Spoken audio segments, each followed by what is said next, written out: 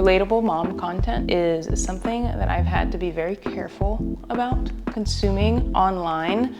For context, if you haven't seen any of these videos for a long time, I have a 3-year-old and a 1-year-old now. We do less travel vlogging and more living. Relatable mom content is something that I've had to really be mindful about consuming because honestly, it can just be a little bit toxic. But something that I have gained a lot of value from is this trend of the type A, B, and C mom. Let me explain. A type A mom, she is super organized, her house is spotless, she has a bin and a label for everything, and what is listed on the label goes in that bin. A type B mom, she's focused on survival. That is no shade if you are type B mom, but she kind of just goes with the flow. And then you have a type C mom. I fall into that category. A little bit of both. So I have my bins, I have my labels, and I like things to be categorized, but also I could give a crap if my kids are running around barefoot in their diapers in the front yard. Like, we have some limitations, but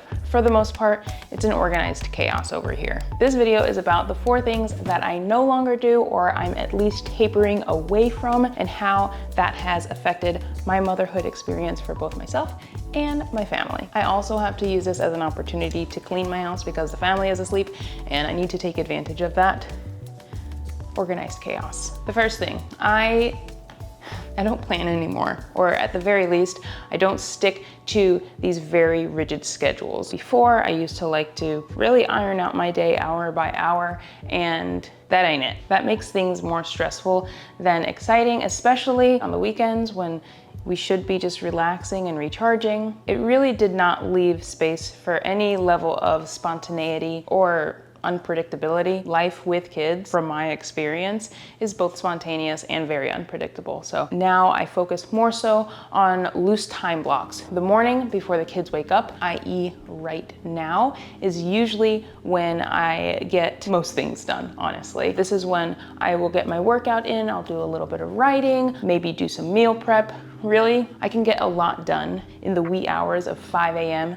and 7 a.m. Once the kids start waking up, there's like a 2 or 3 hour time block where we're making breakfast, running around the house, changing diapers, and then after we have our morning time on the weekdays, we're working. My husband and I both work from home. We work at a marketing agency in New York City, which is great. It's so fun that we can still work together. For the longest time, we were doing freelancing, and now we've kind of found ourselves into this pocket of marketing. But yeah, so we have a babysitter come, and that is so vital for our mental health. We can do it all by ourselves. We can toss the kids back and forth. James and I are a really, really great team. In this season of life, we have a babysitter. Bless her. She holds us together, and then when she leaves, we tend to taper off of work, go into our afternoon time. Hopefully dinner is made by then.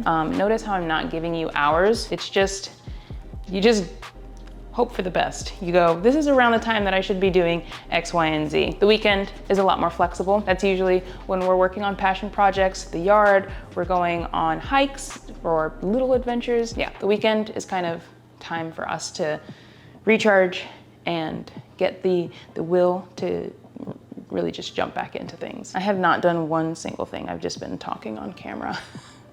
If you notice, I did not mention one single time about what our afternoon, like, you know, around bedtime, what that process looks like. And that is because we have no process.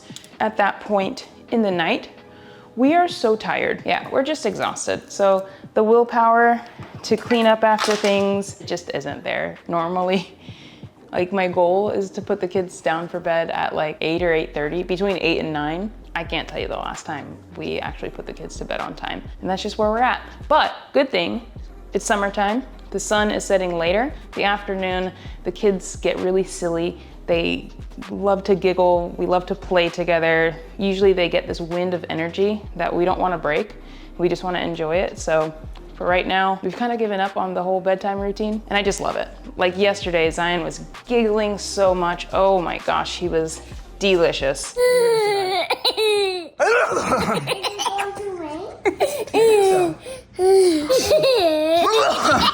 might be some wind too.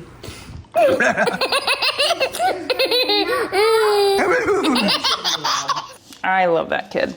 Number 2 is I try not to get so hung up on structured activities. And really what this means is I am a very driven individual, and that sounds like a flex. Really, it's a blessing and a curse.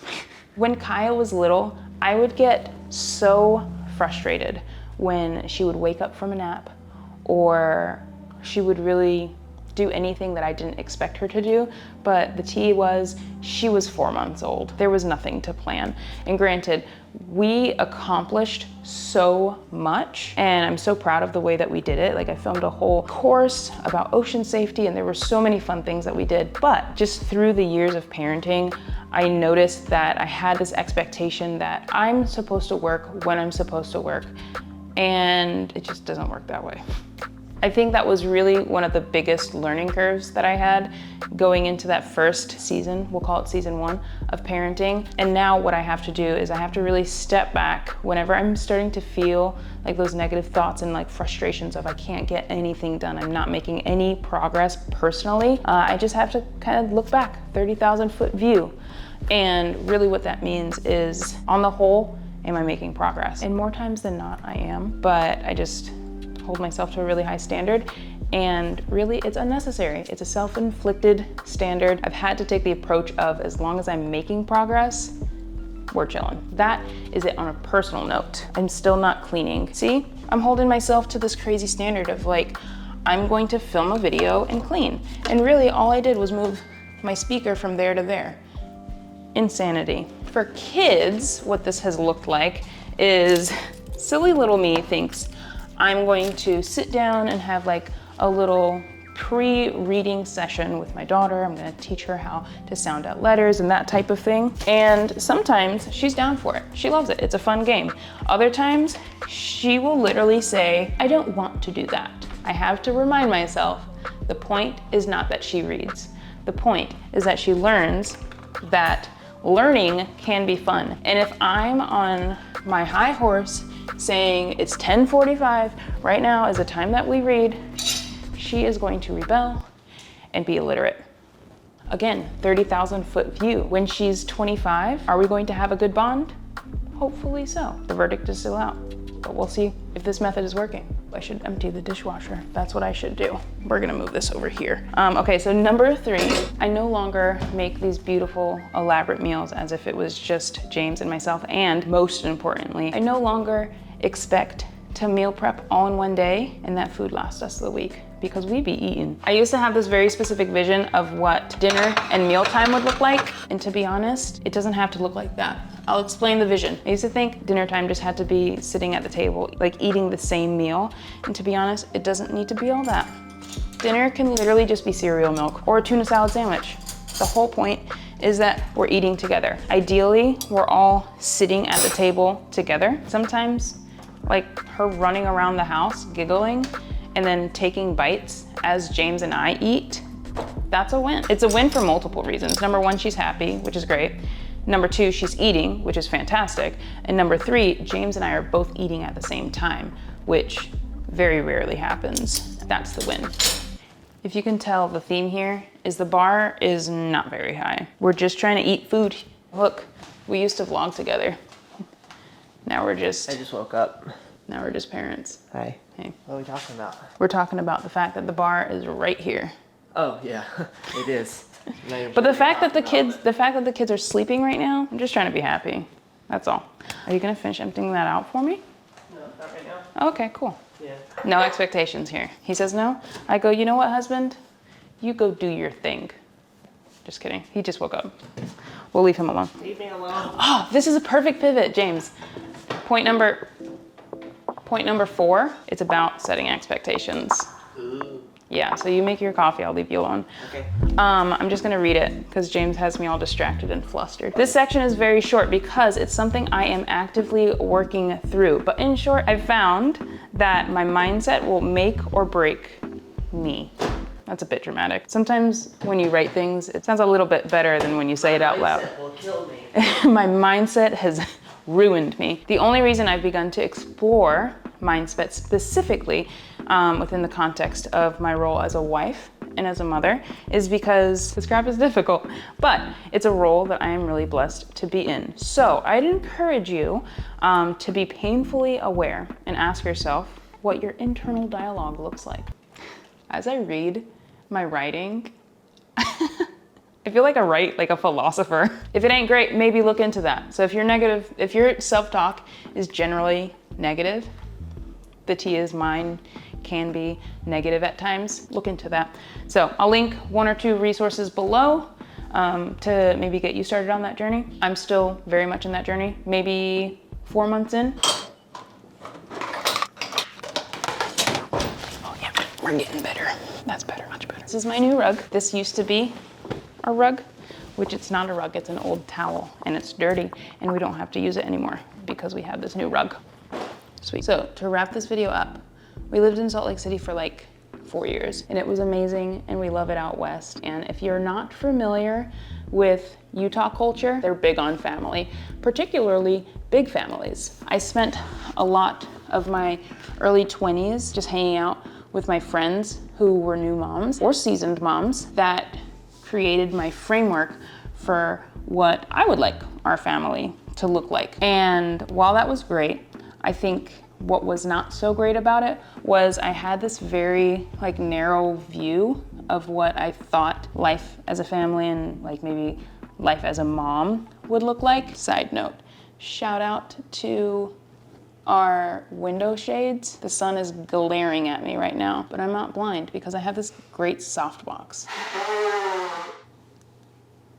The love of my life.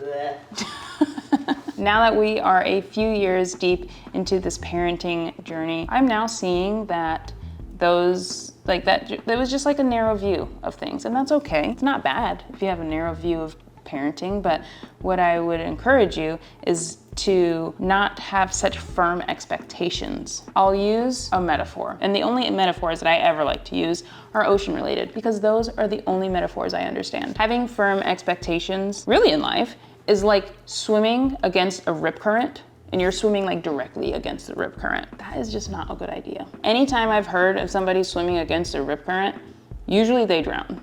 And the goal is to not drown. So what I would encourage you to do is go with the current or swim parallel. Just kidding, don't swim parallel, not in this metaphor. Go with the current. Eventually you'll just kind of ride your way out of it. I'll use another example and then I'm gonna wrap this video up. I mentioned the fact that we really have no nighttime routine because it's 8 o'clock. James and I are exhausted. If I was so like hell bent on the kids go to bed at 8 o'clock, I feel like there would be a lot of times where I would miss out on them chasing each other around our kitchen island or giggling and just all of the sweet things. The goal is not to go to bed at 10 or 11. Like I'm trading structure for like the fun and the giggles. Let that be the summary, the TLDR. I feel like I've done enough talking. I'm really, really thirsty. My mouth is starting to get chalky, so I'm gonna end this video. Thank you so much for watching. If you're new here and you actually made it this far, consider subscribing. I honestly could not pitch you what this channel is about right now, but I just heard my son wake up. Cheers to type C.